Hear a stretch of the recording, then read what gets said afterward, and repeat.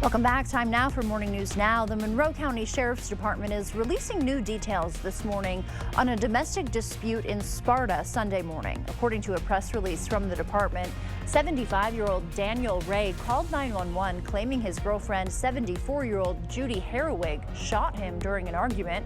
Ray was treated for his injuries and both were arrested and booked into the Monroe County Jail for multiple domestic violence-related charges. The next day, a judge released Herwig on a $5,000 cash bond and Ray got out on a $500 bond.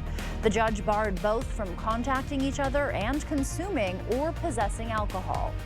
The EPA is urging state agencies to address contaminated drinking water in southeast Minnesota.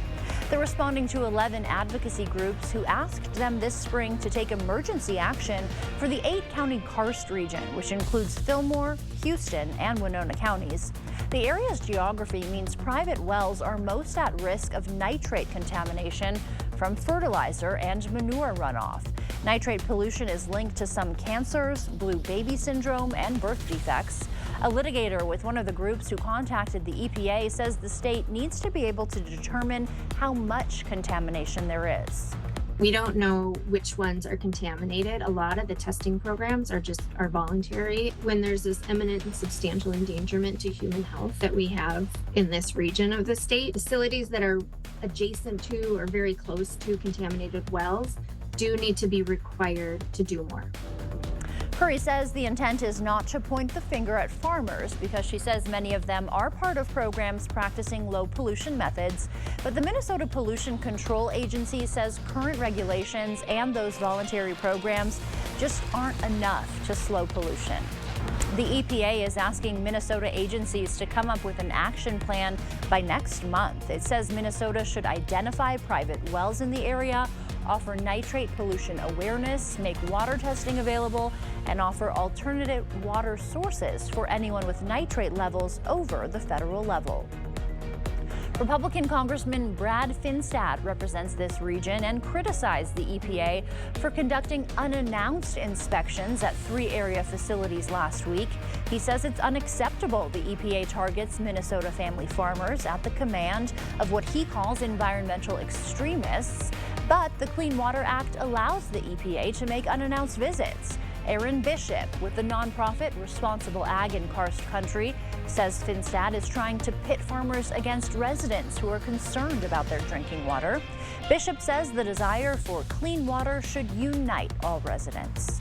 A Republican tax proposal would allow Wisconsinites to claim fetuses as dependents. The Wisconsin Senate approved legislation that expands child tax breaks to include fetuses.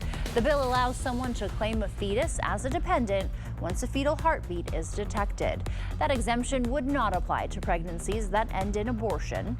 Democrats are slamming the bill and accusing Republicans of pushing an anti-choice agenda. UWL held night 1 of its annual New Music Festival last night. That event features a diverse collection of music, including the musical stylings of world-renowned composer Arturo Rodriguez. The concert will end on Friday with UWL's Wind Ensemble performing Rodriguez's Mosaico Mexicano, as well as works from different composers. Professor Jonathan Borja says this festival is important because it shines light on today's present musicians. Because it is a way of showing that music is a living art form, that is not just, that white composers from Europe that we're playing. We're playing composers who are living, composers who are coming from all parts of the world.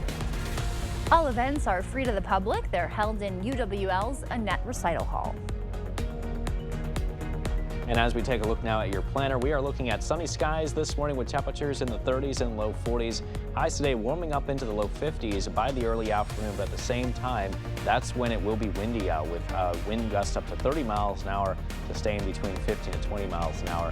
Here's a check on that 8-day forecast. The skies turning mostly cloudy tomorrow and Saturday and cooler with highs into the low to mid 40s.